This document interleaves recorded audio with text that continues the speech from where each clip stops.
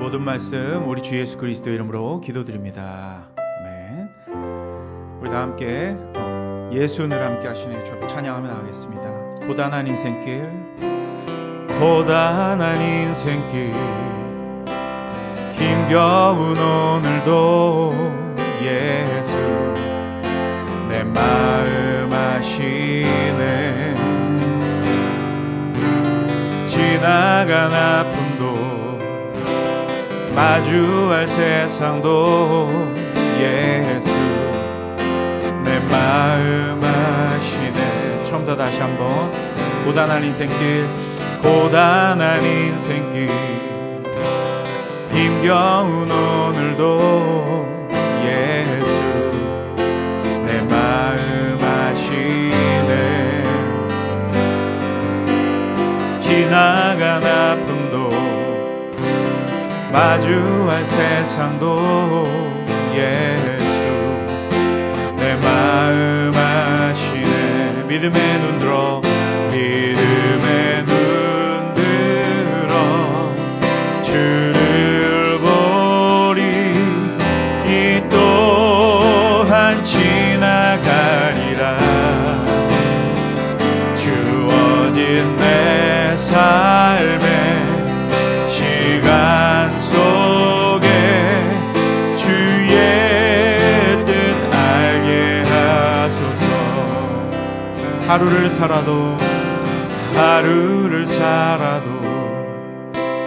기쁨으로 가리. 예수 늘 함께 하시네. 후회도 염려도 온전히 맡기리. 예수 늘 함께 하시네. 믿음의 눈 들어, 믿음의 눈 들어 주를 보리. 이 또한 지나가리라.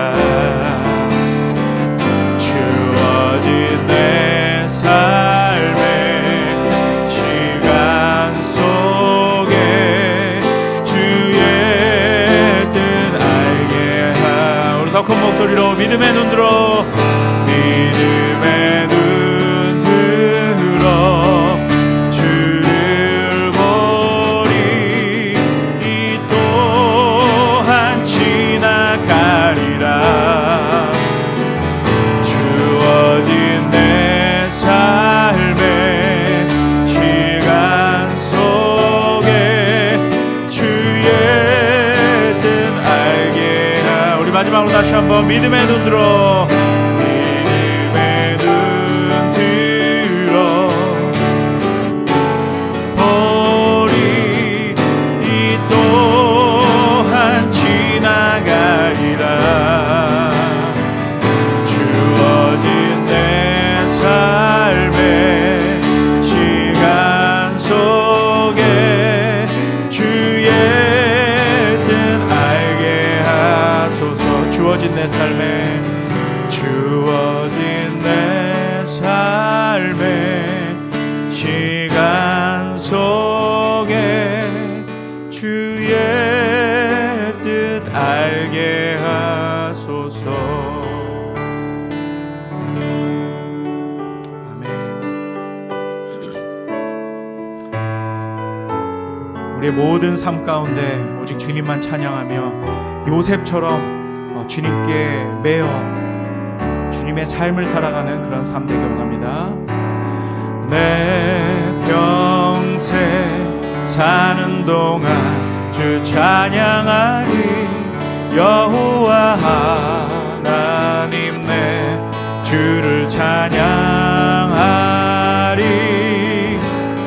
주님을 묵상하니 즐겁도다. 내 영혼 주 안에서 참 기쁘리. 내 영혼아 주님을 송축하라. 내 영혼아 주님을 찬양하라.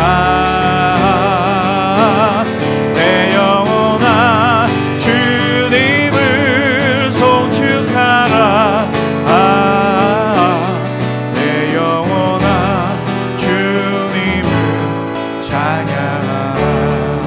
내 평생 사는 동안 내 평생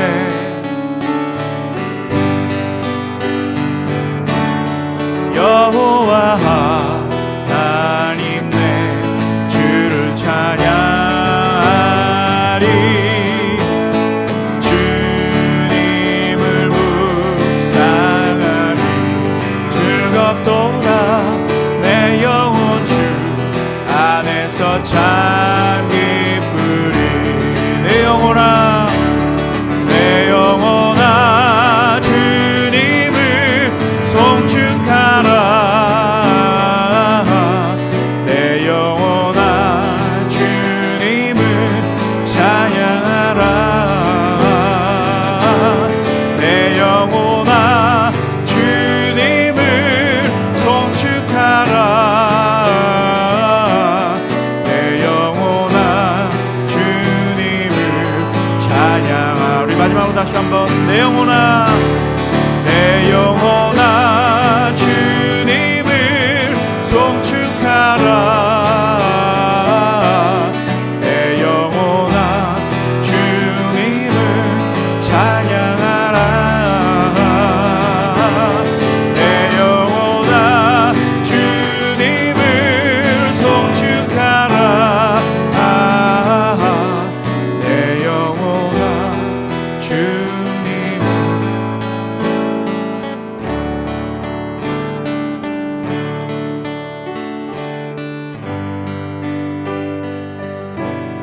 이 시간 우리 다 함께 예배를 위해서 기도하며 나가겠습니다. 오늘 예배 가운데 오직 우리 주님 한 분만 영광 받으시도록 이 시간 함께 기도하며 나가겠습니다. 주님 감사합니다.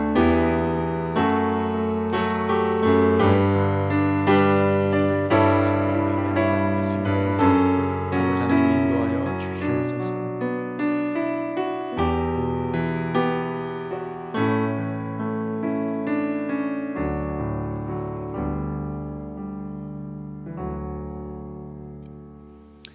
우리 다 함께 자리에서 일어나셔서 살아계신 성삼일체 하나님을 예배하겠습니다. 아버지께 참되게 예배하는 자들은 영과 진리로 예배할 때가 오나니 곧 이때라. 아버지께서는 자기에게 이렇게 예배하는 자들을 찾으시느니라. 하나님은 영이시니 예배하는 자가 영과 진리로 예배할지니라. 아멘.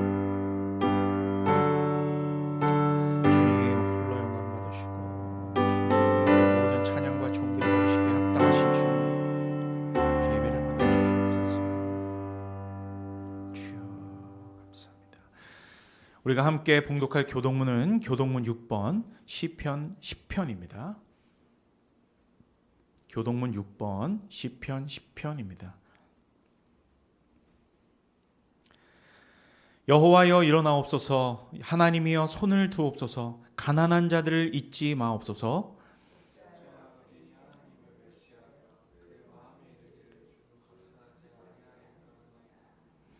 주께서는 보셨나이다. 주는 재앙과 원한을 감찰하시고 주의 손으로 갚으려 하시오니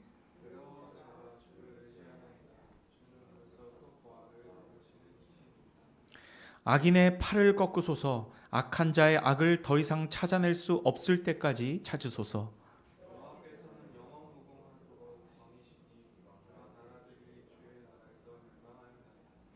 여호와여 주는 겸손한 자의 소원을 들으셨사오니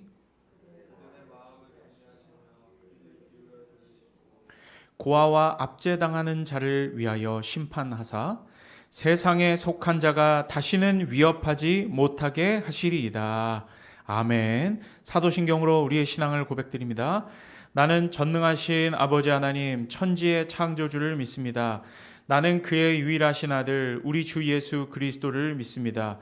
그는 성령으로 잉태되어 동정녀 마리아에게서 나시고 본디오 빌라도에게 고난을 받아 십자가에 못 박혀 죽으시고 장사된 지 사흘 만에 죽은 자 가운데서 다시 살아나셨으며 하늘에 오르시어 전능하신 아버지 하나님 우편에 앉아 계시다가 거기로부터 살아있는 자와 죽은 자를 심판하러 오십니다. 나는 성령을 믿으며 거룩한 공교회와 성도의 교제와 죄를 용서받는 것과 몸의 부활과 영생을 믿습니다. 아멘. 찬송가 15장 다 함께 찬양하겠습니다.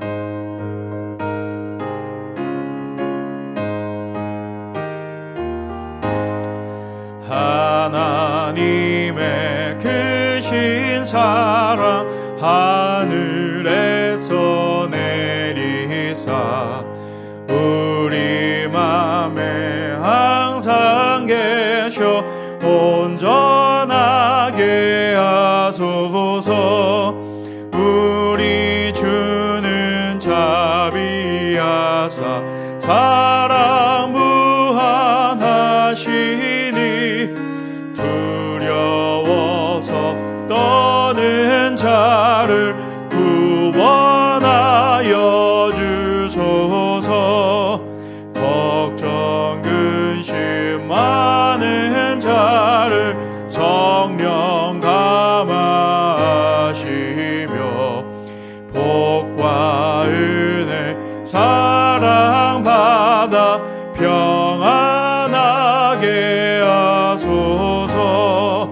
처음과 끝이 되신 주님 항상 인도하셔서 마귀 유혹 받는 것을 속히 끊게 하소서. 전능하신 아버지여 주의 능력 주시고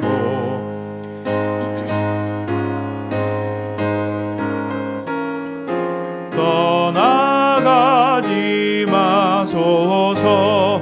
주께 영광 항상 돌려 천사처럼 섬기며 주의 사랑 영영토록 찬송하게 하소서. 우리들이 거듭나서 흠이 없게 하시고 주의 크신 구원받아 온전하게 하소서. 영광에서 영광으로 천국까지 이르러 크신 사랑 감격하여 경배하게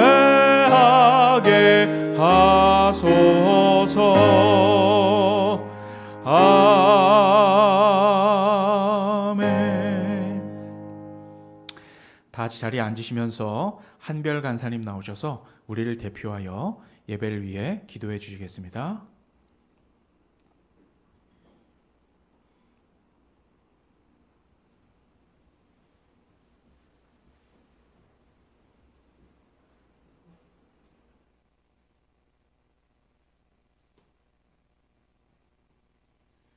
하나님 아버지, 지난 한 주간도 안전하게 지켜주시고 복되고 거룩한 주일을 허락해 주심에 감사합니다. 한마음으로 정성껏 준비한 예배를 기뻐 받으시고 이 시간 저희 가운데 함께 하셔서 살아계신 하나님을 만나는 귀한 시간으로 인도하여 주시옵소서. 주님, 저희는 너무나도 연약하고 부족한 자들입니다. 주님이 아니면 아무것도 할 수 없음을 저희가 알고 있습니다. 저희의 입술을 붙들어 주시고 항상 함께 하셔서 하나님의 이름을 높여드리고 하나님의 영광과 뜻을 이루는 일에 저희를 사용하여 주시옵소서. 오늘 주님의 말씀을 전하시는 목사님께 영육과 강건함을 허락하시어 전하시는 말씀이 다음 한 주간도 살아갈 수 있는 힘이 되게 허락하여 주시옵소서. 거룩한 예배를 준비한 손길을 기억하셔서 은혜와 축복이 함께할 수 있게 하여 주시옵소서. 이번 한 주간도 주님이 보시기에 복된 시간 갖게 하여 주시고 저희를 주님께서 원하시는 선한 곳으로 인도하여 주시옵소서. 예수님의 이름으로 기도드립니다. 아멘.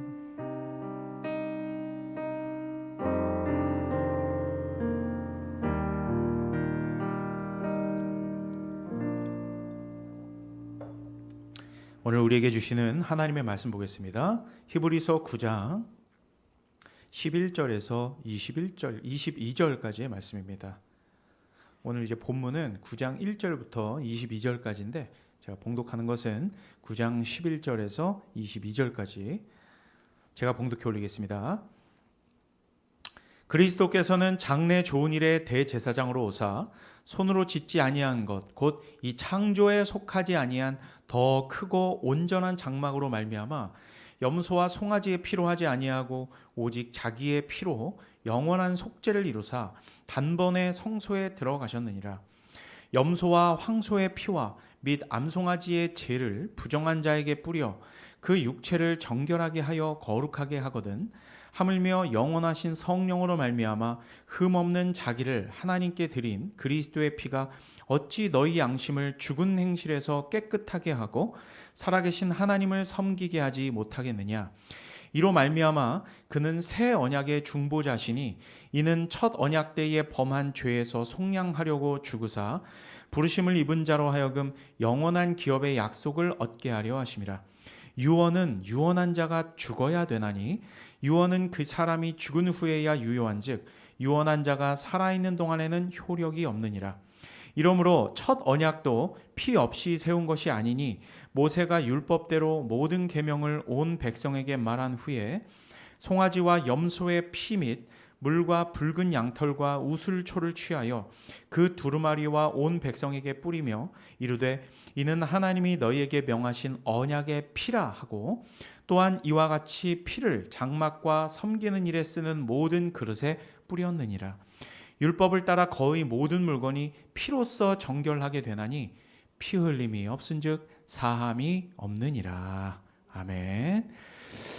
네, 오늘은 광고 말씀은 없고요. 바로 봉헌 기도하고 말씀 들어가겠습니다. 기도하겠습니다. 거룩하신 하나님 아버지, 우리의 모든 것은 다 주님의 다 소유입니다. 주님 이 시간 마음을 다하여 여러 가지 모양으로 주님께 봉헌한 예물들이 있습니다. 오직 주님의 나라와 주의 몸된 교회를 위하여 쓰이게 하여 주시고 하나님의 뜻대로 소명을 받아서 각자의 일터에서 열심히 일하는 자들 하나님 그들의 생활을 주님께서 책임져 주시옵소서. 우리 필라델피아 교회를 통해 영광받기 원하시는 주님, 그 누구도 주의 영광을 가로채어 자기 영광으로 채하지 않게 하시며 교회와 성도들의 삶을 통해 존귀하신 주님만 드러날 수 있도록 인도하여 주시옵소서. 감사드리며 예수님의 이름으로 기도드립니다. 아멘. 자, 우리는 2월 첫째 주부터 지금 계속해서 히브리서를 강해하고 있습니다.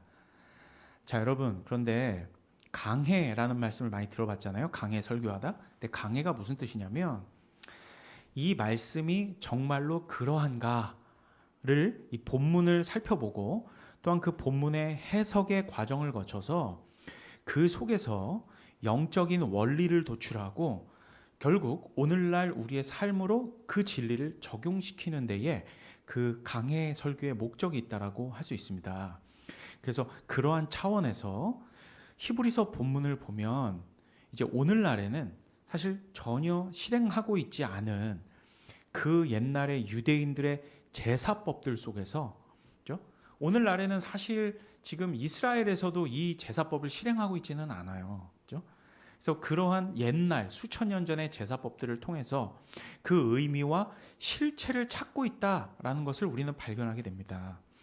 그리고 그 모든 제사 제도는 실체가 되시는 예수 그리스도 안에서 그 모든 의미가 통일되고 해석되어지는 것을 우리는 비로소 알게 되는 것이죠.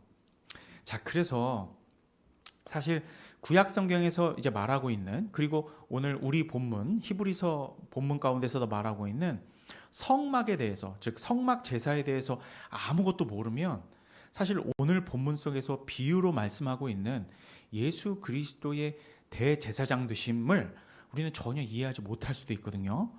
그래서 제가 사실 9장 전체를 다 읽진 않았지만 그러니까 1절부터 10절까지는 사실은 이 성막 제사의 그림을 대략적으로 설명을 해주고 있거든요.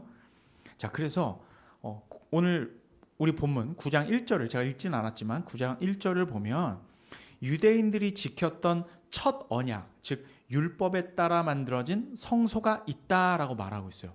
지금 바로 이건데 지금 이제 PPT 한번 띄워주시겠어요? 자, 이 그림을 잠시 간단한 그림을 한번 보시면 우리가 성막의 그림을 간단하게 조감도로 볼 수 있습니다.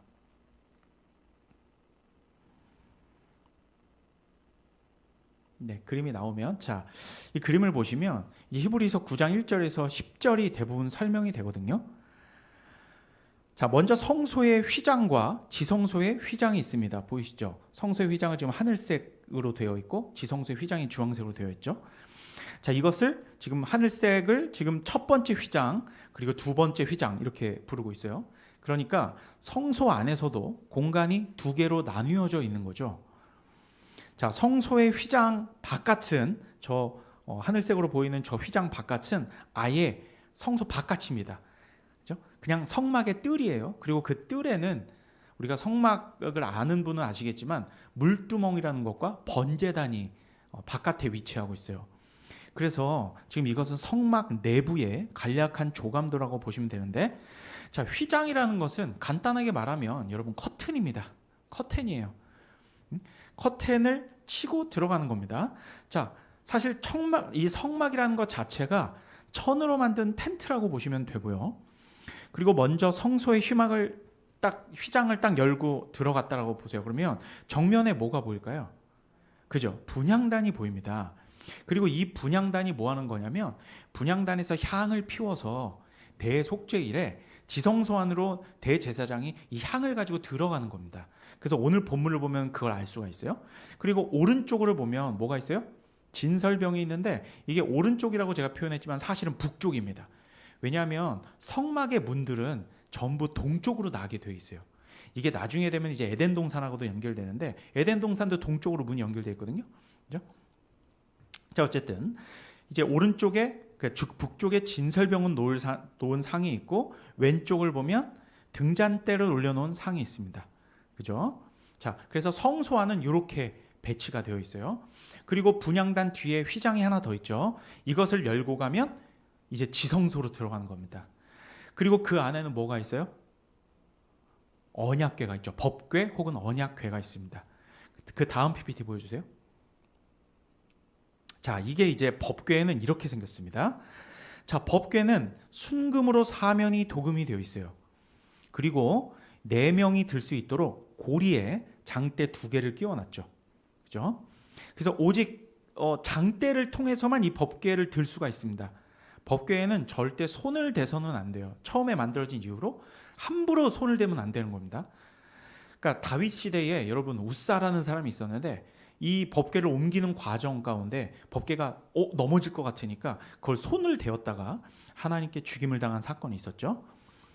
자, 그리고 보시면 이제 언약궤 덮개 위를 보면 천사처럼 보이는 날개를 단 2명의 크룹이, 그러니까 천사라고 부르는 사람인데 천사가 아닙니다. 이거는 히브리어로 크룹이에요. 이거는 하나님을 섬기는 천상의 존재라고 보시면 되거든요. 이 크룹이 날개를 펴서 가리는 모양으로 이렇게 돼 있죠. 덮개를 이렇게 날개를 펴서 가리고 있어요. 그리고 이것도 다 금으로 돼 있고요. 자, 저 날개들 가운데 공간 있죠. 보시면 저 날개들 가운데 공간 그리고 이 덮개 위 이곳을 시은좌라고 합니다. 이게 시은좌가 뭐냐면 은혜의 자리라는 뜻이에요. 은혜의 자리. 이걸 또 다른 말로는 속죄소라고도 합니다. 저 크룹들이 이렇게 날개를 펴서 이렇게 가리고 있는 저 공간을 시은좌라고 하고 속죄소라고 하는데 왜 또 속죄소라고 부르냐면 대속죄일에 단 한 번 속죄가 그곳에서 일어나기 때문이에요. 그러니까 하나님께서 실제로 저 시은좌에 좌정하시고 임재하셔서 저기서 속죄가 일어나는 겁니다. 아시겠죠? 그리고 저 언약궤 안에는 뭐가 들어 있습니까? 여러분들이 상식적으로 들으신 바에 의하면 그죠? 아론의 쌍난 지팡이 그리고 10계명 돌판들이 있고요. 그리고 또 한 가지는 만나가 들어있는 금항아리예요. 이게 3가지가 들어져 있다고 알려져 있는데 사실 다른 성경을 보면 또 그렇지는 않아요. 왜냐하면 아론의 쌍난 지팡이는 법궤 안이 아니라 법궤 앞에 두는 것으로 나오기도 해요. 다른 구약 성경을 보면. 그런데 어쨌든 우리 본문은 히브리서 본문은 법궤 안에 지팡이가 있다라고 말하고는 있어요. 근데 상식적으로도 사실 지팡이가 굉장히 좀 길잖아요. 적어도 130cm 이상은 될 텐데 어쨌든 자, 법궤 안에는 이렇게 3가지가 들어 있습니다. 잠시만요.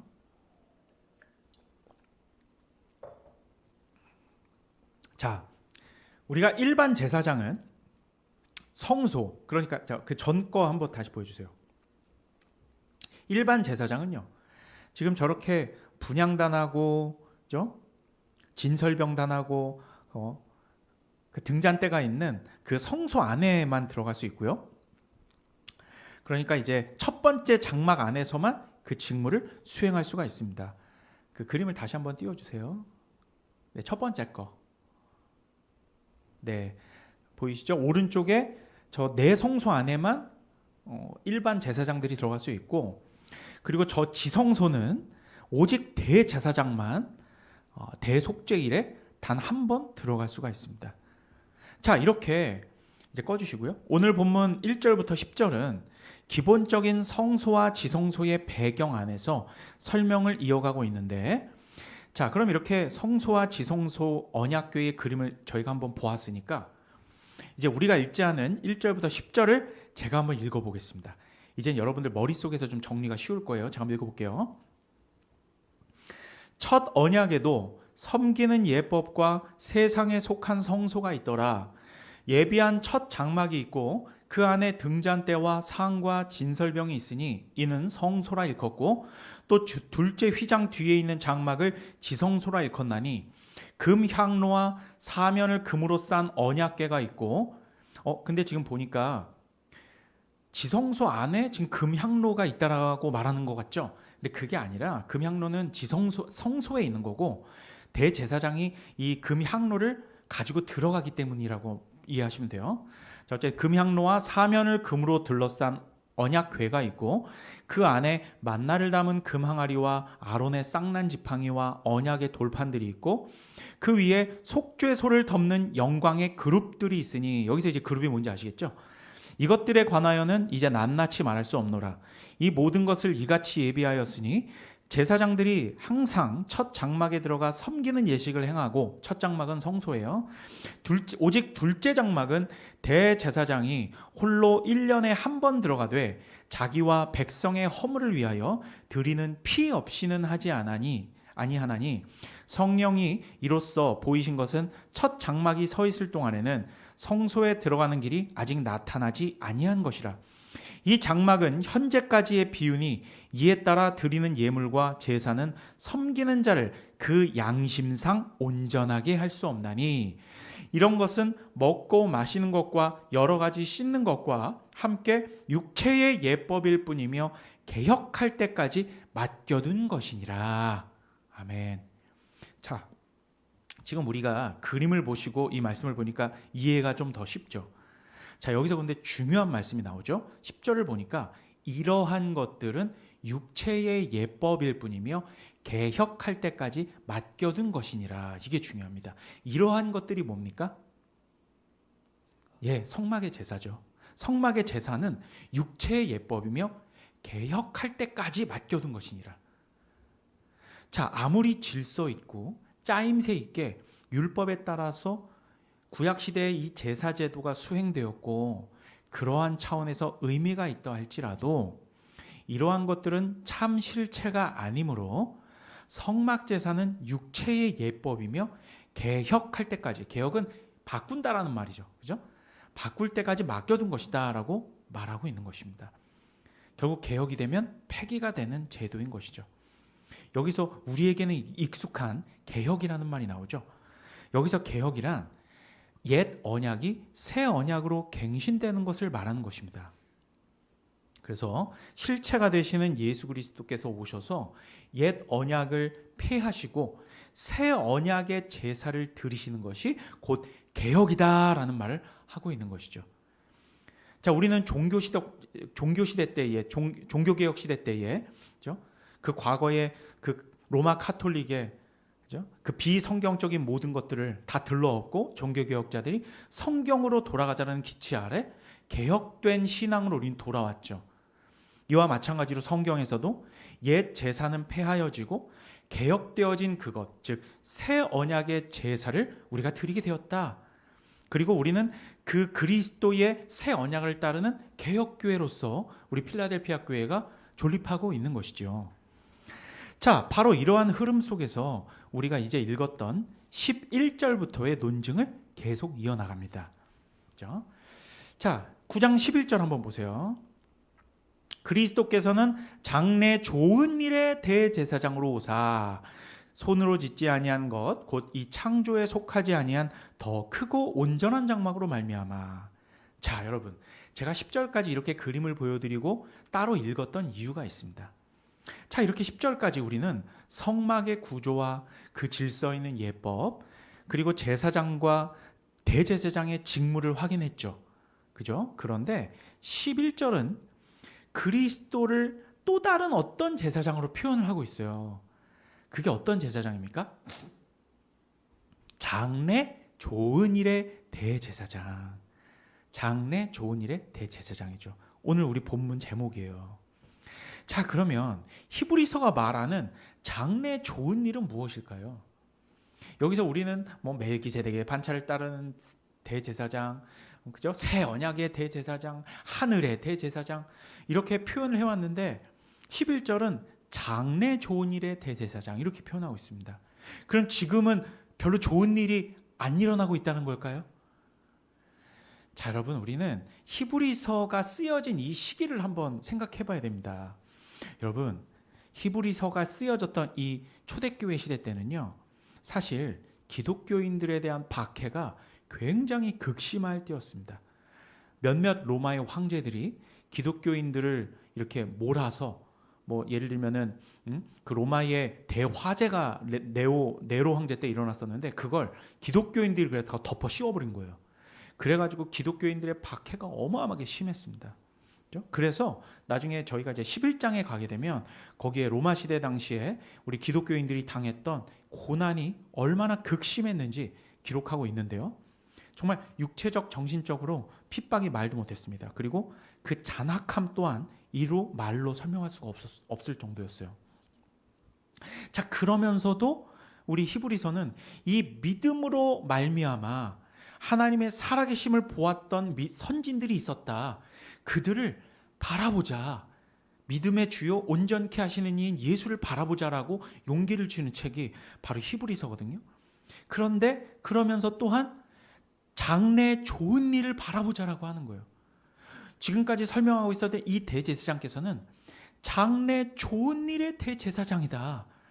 지금은 우리가 박해받고 너무나 힘든 시기를 겪고 있지만 우리에게 계신 이 대제사장은 장래 좋은 일을 가져오실 대제사장으로 설명하고 있는 겁니다. 자, 왜냐하면 대제사장은 하나님과 백성 사이를 뭐 해주는 분이에요? 연결해주고 중보해주는 역할을 담당한단 말입니다. 그러니까 중보자라는 뜻이죠. 지금은 고통과 박해 가운데 있지만 장차 좋은 날이 올 것이고 이를 가져오실 중보자는 바로 예수 그리스도라는 믿음을 가지고 있었다라는 말입니다. 현실은 시궁창 같고 비참하여도 믿음의 선진들은 이 현실을 시궁창과 비참으로 인식하지 않았다라는 말이죠. 장차 다가올 좋은 일의 과정으로 보는 것입니다. 그리고 장래 좋은 일은 결국 궁극적인 좋은 일은 어디에서 일어날까요? 저 천국에서. 우리가 저 천국에 가서 궁극적인 좋음, 진짜 토브, 히브리어로 참 보기 좋았다라는 그 진정한 궁극적인 좋음이 결국 우리는 천국에서 일어날 것이기 때문이죠. 거기서 곧 주님의 얼굴을 뵙는 일이 되겠죠. 그게 장래 좋은 일이 되는 것이죠. 여러분, 중보자라는 말은 중간에서 무언가를 중재하시고 해결하시는 분이라는 뜻입니다. 그래서 우리가 할 수 없는 것을 해결하시고 그 효과를 우리에게 가져다 주신다는 것이죠. 내가 해결할 수 있으면 중보자가 왜 필요해요? 그죠?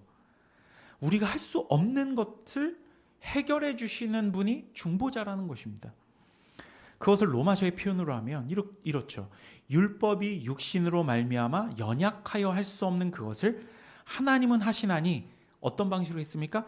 중보자 그리스도를 우리에게 보내주심으로, 즉 그렇게 하심으로 말미암아 육신이 아니라 영을 따라 사는 우리에게 율법의 요구를 이루어지게 하신다는 거예요. 율법의 요구는 이것을 다 지킴으로 말미암아 하나님을 기쁘시게 하는 것이 율법의 요구죠. 그런데 우리는 못하잖아요. 그런데 우리의 중보자 되신 예수 그리스도께서는 하셨어요? 못 하셨어요? 그걸 하셨습니다. 그런데 우리는 그분을 무엇으로 바라보고 붙들어요? 믿음으로 바라보고 붙드는 것. 그러므로 우리가 믿음으로 말미암아 예수 그리스도를 바라보고 그분을 붙들 때에 율법의 요구가 이루어지게 한다. 그게 무슨 말이냐면 나의 힘으로는 도저히 율법을 다 지킬 수 없고 하나님을 만족시킬 수 없는데 십자가에 달리신 예수를 바라보고 믿음으로 붙들었더니 바로 그 예수 그리스도께서 성취하신 율법의 완성이 곧 내가 한 것으로 여겨주시더라. 바로 그것을 영을 따라 사는 우리에게 율법의 요구를 이루어지게 하셨다라고 표현하는 것입니다. 그러므로 우리를 천국의 문으로 인도하시는 분은 결국 누구세요? 예수 그리스도 한 분밖에 안 계시죠? 그러면 우리가 천국으로 인도되는 것은 좋은 일이에요? 나쁜 일이에요? 좋은 일이죠? 그래서 예수 그리스도를 장래 좋은 일의 대제사장, 즉 중보자라고 표현하고 있는 것입니다. 이해되시죠? 자, 여러분, 제사 제도도 마찬가지입니다. 보세요. 오늘 본문 10절에 나온 육체의 예법이라고 표현했잖아요. 그죠? 육체의 예법과는 대조적으로 지금 11절에는 창조에 속하지 아니한 더 크고 온전한 장막을 대조적으로 말씀하고 있죠. 자, 창조에 속하지 아니한 더 크고 온전한 장막? 말이 좀 어렵죠. 창조에 속하지 아니하였다는 게 무슨 말일까요? 창조에 속하지 아니하였다? 여러분, 창조 시에 뭐가 드러났죠? 태초에 하나님이 천지를 창조하셨어. 천지는 보여요, 안 보여요? 보이잖아요. 그죠? 둘째 날, 셋째 날에 뭘 만드십니까? 땅에 식물을 창조하시고, 그죠? 육축과 물고기와 새를 창조하시고 결국 인간을 창조하시지 않습니까? 창조에 속한 것들은 다 보여요, 안 보여요? 보이는 것들이죠. 하지만 창조에 속하지 아니한 더 크고 온전한 장막, 이건 뭘까요? 눈에 안 보이는 장막이란 말입니다. 눈에 보이지 않는 제사를 드리는 장막, 눈에 보이지 않는 장막을 말하는 것이 바로 창조에 속하지 아니한 장막이다, 이렇게 표현한 것이에요. 또 다른 말로는 눈에 보이는 장막은 하늘에 있는 장막이에요? 땅에 있는 장막이에요? 땅에 있는 장막이죠. 그러면은 보이지 않는 창조에 속하지 아니한 더 크고 온전한 장막은 어디의 장막이에요? 하늘의 장막입니다. 이해되시죠? 그러면 저곳에서, 즉 하늘에서 드려지는 예배가 어떤 예배인지 우리가 한번 생각해 봐야 할 것 같습니다. 우리는 지금 땅에 살고 있어요? 하늘에 살고 있어요? 땅에 살고 있습니다. 그런데 참된 제사는 하늘에서 드려진대. 우리는 땅에 살아. 이거 어떻게 해요? 근데 우리가 하늘의 제사, 하늘의 예배를 드릴 수 있어요, 없어요? 드릴 수 있어요. 드릴 수 있어요. 자, 로마서 12장 1절에서 2절까지 한번 볼게요. 이 2절은 아마 준비가 안 돼 있어도 1절과 2절 같이 볼게요. 로마서 12장 1절과 2절 제가 읽겠습니다. 그러므로 형제들아, 내가 하나님의 모든 자비하심으로 너희를 권하노니 너희 몸을 하나님이 기뻐하시는 거룩한 산 제물로 드리라. 이는 너희가 드릴 영적 예배니라. 너희는 이 세대를 본받지 말고 오직 마음을 새롭게 함으로 변화를 받아 하나님의 선하시고 기뻐하시고 온전하신 뜻이 무엇인지 분별하도록 하라. 이렇게 되어 있어요. 여러분, 여기서 우리가 드릴 영적 예배는 그럼 무엇일까요? 1절에서는 너희가 드릴 영적 예배니라, 너희 몸을 하나님이 기뻐하시는 거룩한 산제물로 드리라 라고 하면서 너희가 드릴 영적 예배에 대해서 좀 더 구체적으로 말하고 있는 게 2절 말씀이에요. 그게 뭐예요? 이 세대를 본받지 말고 오직 마음을 새롭게 함으로 변화를 받아 하나님의 선하시고 기뻐하시고 온전하신 뜻을 분별하는 삶, 이것이 영적 예배라는 뜻입니다. 알겠죠? 이게 바로 우리 몸을 산 제물로 드리는 것이에요. 산 제물. 자, 땅의 장막에서 드려진 예식은 산 제물이 아니죠. 어떤 제물이요? 염소와 황소의 피와 암송아지의 제, 즉 이렇게 제로 만들어 본다는 것은 이러한 짐승들을 어떻게 하겠다는 겁니까? 죽이겠다라는 거죠. 그렇죠? 죽이는 제사란 말입니다. 그러한 제사였지만 하늘의 장막에서 드려지는 예식, 즉 제사는 흠 없는 자신을 드린, 즉 그리스도 자신을 제물로 드린 영원히 효력 있는 피가, 그죠? 우리의 마음을 새롭게 하고 결국 우리의 몸까지 하나님이 기뻐하시는 산 제물로 드려져서 하나님을 온전히 섬기게 하는 그런 제사다라는 말입니다. 그런데 여러분, 제가 아까 말씀드렸다시피 제물이라는 말은 사실은 어떻게 해야 되는 게 제물이에요? 죽여야 되는 거잖아요. 그런데 여러분, 산 제물로 드리라라는 말은 사실 매우 어색한 표현입니다. 아니, 제물이 살아있으면 어떻게 해? 제물은 어떻게 해야 돼요? 죽여야 되는 겁니다. 원래 제물이라는 말 자체가 죽임을 당한다는 뜻이거든요. 제물은 죽이면은 뭐가 흘러나와요? 피가 흘러나오죠. 피를 흘려 죽이는 거예요. 그런데 산 제물로 드리라는 말은 사실 말이 안 되는 거거든요. 그죠? 이게 어떤 말이나 같은 거냐면 뜨거운 얼음, 이런 말과 같은 거예요. 이런 뉘앙스인 것이죠. 여러분, 속죄의 제물은 반드시 죽여야 하는 것입니다. 그래서 이 산 제물이라는 것은 사실은 말이 안 되는 건데, 원래 제물은 죽여야 되는 건데 죽이겠다라는 거예요, 살리겠다라는 거예요? 살리겠다라는 겁니다. 이건 중의적 표현으로 볼 수 있어요. 여기는 또 다른 뜻이 함축되어 있다는 말입니다. 그게 뭐냐면, 누군가는 반드시 속죄를 위해 죽어서 우리를 산 제물로 만들어야 하는 것입니다. 우리는 사실상 제물은 살아있을 수가 없어요. 죽여야 되는 것이에요. 그런데 누군가는 죽어서 우리를 살아있는 제물로, 죽지 않은 제물로 하나님께 바쳐지게 하겠다라는 것을 설명하고 있는 것이죠. 이 얼마나 귀한 말입니까? 그죠? 그리고 바로 이 우리가 산 제물이 되려면 피를 흘려 죽음으로써 완벽하게 속죄를 이루어 그 효과를 우리에게 전가하시는 방식으로 그러한 중보자가 반드시 있어야 한다라는 말이죠. 바로 그 말을 오늘 우리 본문 13절에서 15절이 하고 있는 것입니다. 다시 한번 읽어볼게요. 9장 13절에서 15절, 이러한 차원에서 다시 한번 들어보세요. 염소와 황소의 피와 및 암송아지의 죄를 부정한 자에게 뿌려 그 육체를 정결하게 하여 거룩하게 하였거든. 하물며 영원하신 성령으로 말미암아 흠없는 자기를 하나님께 드린 그리스도의 피가 어찌 너희 양심을 죽은 행실에서 깨끗하게 하고 살아계신 하나님을 섬기게 하지 못하겠느냐. 이로 말미암아 그는 새 언약의 중보자시니 이는 첫 언약 때의 범한 죄에서 속량하려고 죽으사 부르심을 입은 자로 하여금 영원한 기업의 약속을 얻게 하려 하심이라. 아멘이죠. 이해가 되시죠? 이제 로마서의 말씀처럼 우리가 산 제물이 될 수 있는 것은 어떻게 될 수 있습니까? 우리의 중보자 되신 예수 그리스도의 흘리신 피 때문이고, 그렇기 때문에 이렇게 영단번의 제사가 드려졌잖아요, 예수님으로. 그러면 우리가 죽음의 제사를 또다시 드릴 필요가 있습니까? 없죠. 그럼 우린 어떤 제사를 드려야 돼요?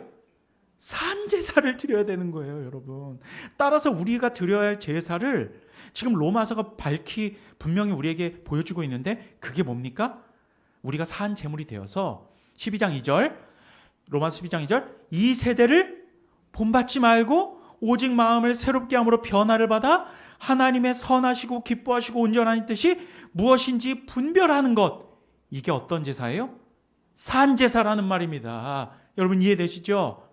예수 그리스도께서 영단번에 피 흘리시는 제사를 십자가에서 드리셨기 때문에 우리가 드려야 될 제사는 결국 내가 죽어져서 희생하는 그런 제사가 아니라 뭘 바치는 걸까요? 이 말씀을 읽어보니까 우리의 삶을 바치는 제사였던 거예요. 기가 막히죠, 여러분. 이게 우리가 드릴 무슨 예배다? 영적 예배다. 이게 우리가 드릴 영적 예배다라고 표현하고 있는 것입니다. 너무나 놀랍고 귀한 말씀이죠. 여러분, 우리는 매주일마다 공예배를 드립니다. 오늘 이 예배가 지금 공예배죠. 여러분은 찬송하고 기도하며 함께 말씀을 듣고 여러분의 헌물을 드리고 함께 교제를 하며 이 주일을 온전한 주일로 여러분 하나님 앞에 올려드립니다. 이게 이제 이게 공예배죠. 그런데 여러분, 사실 이런 공예배와 함께, 공예배가 포함된 궁극적인 예배가 있습니다. 그게 뭘까요? 그것이 바로 삶의 예배입니다. 삶의 예배 꼭 기억하십시오. 우리가 드려지는 이 공적인 예배는 이 포괄적인 예배에 포함되어지는 예배예요. 이 공예배 무지하게 중요하지만 더 중요한 예배는 뭘까요? 삶의 예배입니다. 즉 내 삶이 예배로 주님께 드려지는 것이 더 중요한 거예요. 여러분, 우리는 삶이 예배가 되어야 된다라고 흔히 얘기하죠. 그래서 대부분의 이런 90년대나 2000년대의 어떤 이 흔한 복음주의 기독교의 영향을 많이 받으신 분들, 저도 그렇고요. 과거에 저도 그렇고요. 그래서 찬양 예배나 이런 곳에 많이 열린 예배에 많이 참석하신 분들은 대부분 이 삶의 예배라는 것을 예배가 곧 어떤 찬양 예배에서 주님을 만나는 것으로 인식하기 때문에 매일의 삶 속에서 뭐 따로 찬양을 혼자 부르면서 뭐 그렇게 기도하는 방식의 개인 예배를 드려야 한다라고 그렇게 인식하는 경향이 있습니다. 그렇잖아요. 삶의 예배 혹은 개인 예배 그러면 우리가 따로 뭐 저는 기타를 칠 수 있으니까 기타를 치면서 혼자 예배를 드리고 매일 하나님께 찬양하며 기도하고, 물론 그것도 맞는 부분입니다. 맞는 부분이에요. 이것도 틀린 것은 아니지만 이것은 더 정확히 얘기하자면 삶의 예배 행위의 일부분에 불과합니다. 이 자체가 삶의 예배가 아니에요. 이걸 하지 말아라는 게 아닙니다. 중요한 거죠. 집에서 우리가 조용히 혼자 조용한 곳에 따로 나아가 한적한 곳에서 주님을 찬양하고 예배하는 것 중요합니다. 그런데 삶의 예배라는 것의 본질은 어떤 특정한 예배 의식이나 찬양, 기도와 같은 행위가 아니라, 여기가 중요해요. 삶의 방향이 하나님께 설정되어서 그곳을 향해 나아가는 것 자체를 말합니다. 이게 삶의 예배예요. 자, 삶의 방향이 어디로 설정되는 게 중요해요? 하나님께 설정되는 거예요. 하나님, 우리가 왜 흔히 이런 말 하잖아요. 고개 들어 주를 보라. 그리고 나의 시선이 주님께 고정되어져서, 뭐 이런 표현 많이 하죠. 이게 똑같은 말입니다. 이것은 나의 삶의 방향이 주님께 설정되어진 거예요. 오직 그 방향으로. 그렇게 되어서 그곳을 향해 나아가는 것입니다. 그런데 여러분 생각해 보세요. 하나님을 향하여서 내 삶의 방향을 설정하고 나아갈 때에 장애물이 있습니까? 없습니까? 있을 수밖에 없죠. 내가 삶을 살아갈 때 오직 주님의 뜻대로 살고 싶은데 그거대로 됩니까? 안 됩니까? 안 되죠. 넘어지죠. 쓰러지기도 하고요. 그런데도 불구하고 결국 내 시선과 방향은 어디를 향해 있어요? 하나님을 향해 있는 겁니다. 이게 삶의 예배예요. 자, 여러분, 제가 구약 성경의 어떤 한 인물을 예시로 들어볼게요. 여러분이 너무나 잘 아는 요셉의 삶입니다. 한번 봅시다. 그는 야곱의 11번째 아들로서 17세에 형들에게 버림을 받아요. 초반기에는 그는 약간은 야비한 친구였습니다. 왜요? 아버지의 사랑을 독차지했고 형들의 잘못된 비행을 고자질하는 고자질장이었어요. 그래서 형들에게 버림을 받았죠. 그리고 애굽으로 팔려갑니다. 그죠? 거듭 배신을 당하죠. 그리고 누명을 쓰기도 하고 옥에 갇히기도 했지만 결국 중요한 건 그 요셉이란 사람의 삶의 방향성, 그의 시선이 어디를 향해 있었습니까? 하나님을 향해 있었어요.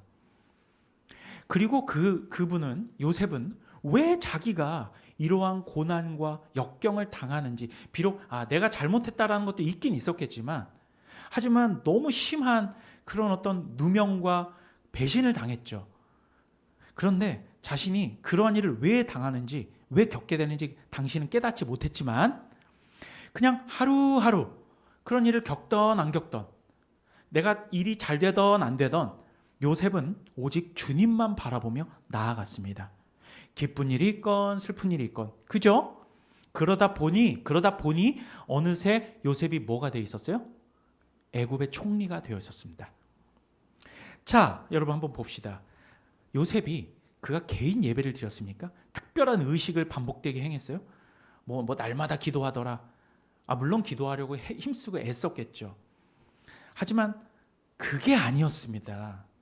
물론 기도도 하고 찬송도 했겠죠. 하지만 핵심은 모든 날 매 순간 삶의 방향성이 주님을 향해 있었습니다. 그러다가 비로소 하나님의 선하시고 기뻐하시고 온전하신 뜻을 분별하는 순간이 오는데, 그것은 바로 요셉을 버린 형들이 20년이 흘러서 결국 양식을 구하러 애굽의 총리 요셉 앞에 나타났던 순간이었습니다. 그리고 나중에 요셉은 이렇게 고백을 해요. 창세기 45장 5절에서 8절 제가 읽어볼게요. 당신들이 나를 이곳에 팔았다고 해서 근심하지 마소서, 한탄하지 마소서. 하나님이 생명을 구원하시려고 나를 당신들보다 먼저 보내셨나이다. 이 땅에 2년 동안 흉년이 들었으나 아직 5년은 밭갈이도 못하고 추수도 못할지라. 하나님이 큰 구원으로 당신들의 생명을 보존하고 당신들의 후손을 세상에 두시려고 나를 당신들보다 먼저 보내셨나니, 그런즉 나를 이리로 보내신 이는 당신들이 아니요 하나님이시라. 하나님이 나를 바로에게 아버지로 삼으시고 그 온 집의 주로 삼으시며 애굽 온 땅의 통치자로 삼으셨나이다. 여러분, 요셉이 17세에 형들에게 버림을 받았을 때, 그가 애굽의 종으로 팔려갔을 때, 여러분 그거 누가 한 짓이에요? 사실은 그 형들이 한 거잖아. 질투하고 요셉을 시기하여서 그를 죽이려고 했던 게 형들 아니었습니까? 그건 악이잖아요.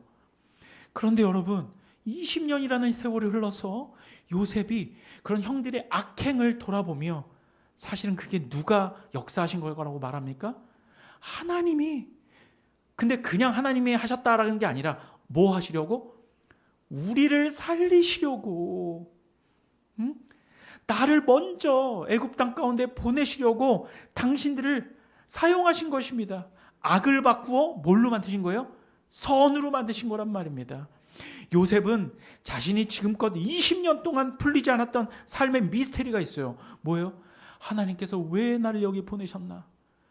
주님께서 왜 나를 그 보고 싶은 베냐민 동생 얼마나 보고 싶어 했습니까? 요셉이 자기에게 같은 배에서 나온 유일한 혈육이잖아.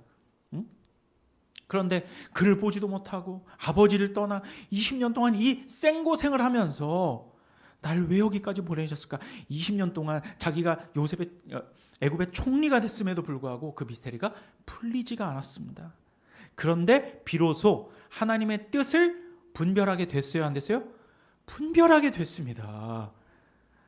아브라함과 이삭과 아버지 야곱의 언약을 보존하시려고, 지금 수요성 공부 가운데도 언약 배우고 있죠. 결국 언약을 보존하시려고 나를 우리 가족들보다 먼저 애굽에 보내신 거구나. 이걸 비로소 깨달은 거예요. 그럼 우리가 아까 한번 돌아봅시다. 제가 아까 로마서 12장 2절 말씀을 통해서 이 세대를 본받지 말고 하나님의 선하시고 기뻐하시고 온전한 뜻을 뭐 하도록 하라? 분별하도록 하라고 했죠. 그게 어떤 예배라고요? 영적 예배, 그리고 삶의 예배라고 했지. 근데 요셉이 20년 동안 하나님을 바라보면서 살다가 결국 요셉의 총리가 된 다음에 하나님의 뜻을 분별했어요, 못했어요? 했습니다. 그러면 요셉이 삶의 예배를 드린 거예요, 안 드린 거예요? 삶의 예배를 드린 겁니다, 여러분. 요셉은 그의 삶 자체가 뭐였던 거예요? 예배였던 것입니다, 여러분. 그 삶 자체가 예배였던 거예요. 그는 처음에는 철없는 고자질장이했죠. 17세에는 형들을 그냥 아버지한테 고자질해가지고 형들 보래요. 그러면서 세상 사람들 보면 고놈 쌤통이다. 형들을 왜 그렇게 못살게 굴어? 그랬겠지만 이 요셉은 온갖 고난을 겪으면서 진짜 생고생, 죽을 고통을 겪으면서 20년 동안 마음의 변화를 받아, 로마서 말씀 그대로예요. 마음의 변화를 받아 결국 하나님의 선하시고 기뻐하시고 온전한 뜻이 무엇인지 분별하는 수준에 이르게 된 것입니다. 그리고 요셉은 비로소 자신이 내가 영적 예배를 드렸구나라는 것을 깨닫게 된 것입니다. 그리고 그 예배는 20년 동안 드린 거예요, 여러분. 이해되십니까? 그의 삶 자체가, 그의 여정 자체가 하나님의 영광을 드러내는 예배가 됐던 것입니다. 너무나 놀랍지 않으십니까? 여러분, 어찌 보면 여러분의 삶 자체가 지금 굴곡있고 여러 가지 아픔과 고통 가운데 있다 할지라도 하나님께 드려지는 삶의 예배일 수 있어요. 용기 잃지 마십시오, 여러분. 여러분 실망하거나 절망하지 마세요. 요셉의 삶을 보면 우리가 알 수 있잖아요, 그죠? 여러분, 예배는 공적인 의식이기도 하지만 궁극적으로는 삶 그 자체인 것입니다. 결국 자기 삶을 통해 하나님께서 영광을 받으셨기 때문이에요. 예배를 드리는 목적이 뭡니까? 하나님을 영화롭게 하고 그분을 즐거워하고 하나님께 영광을 돌리는 거잖아요. 그런데 어찌 우리 세대에는 예배가 자기 위안 삼는 게 되어버렸습니까, 여러분?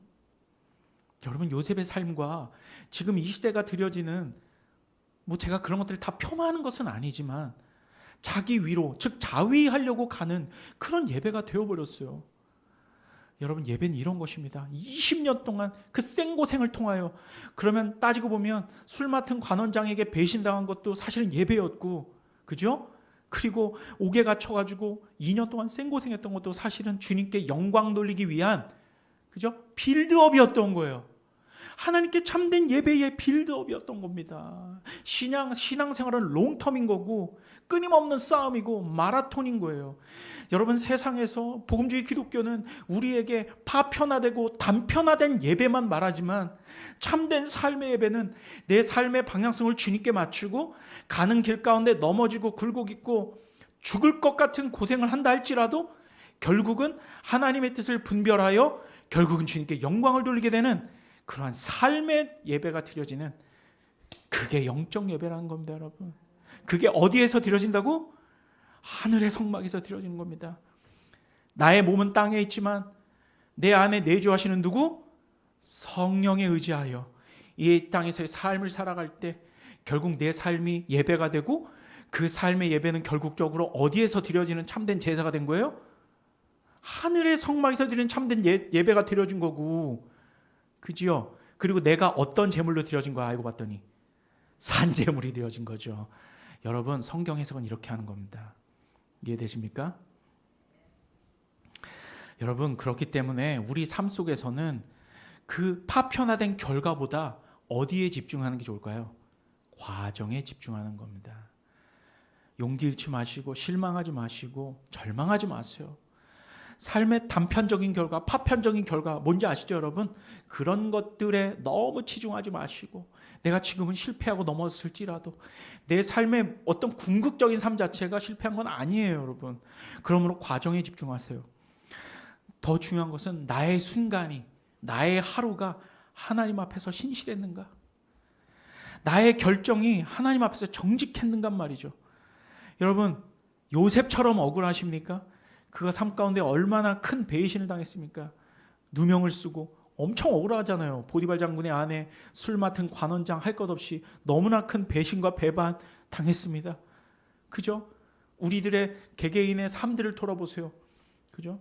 제가 아는 몇몇 가정들은 어떤 금전적인 배신과 배반, 사기도 당했었고, 그로 말미암아 엄청나게 큰 낙심과 좌절 가운데 있었지만 결국 하나님께서 해결해 주잖아요. 우리의 삶을 통해서.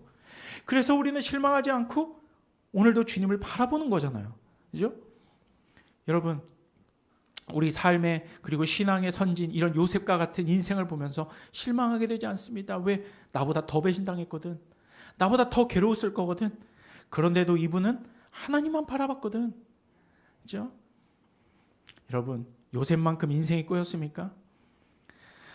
여러분이 지금 겪고 있는 모든 절망과 좌절은 삶의 과정 속에서 일부의 결과, 그러한 조각들이지 최종적인 결과가 아니잖아요.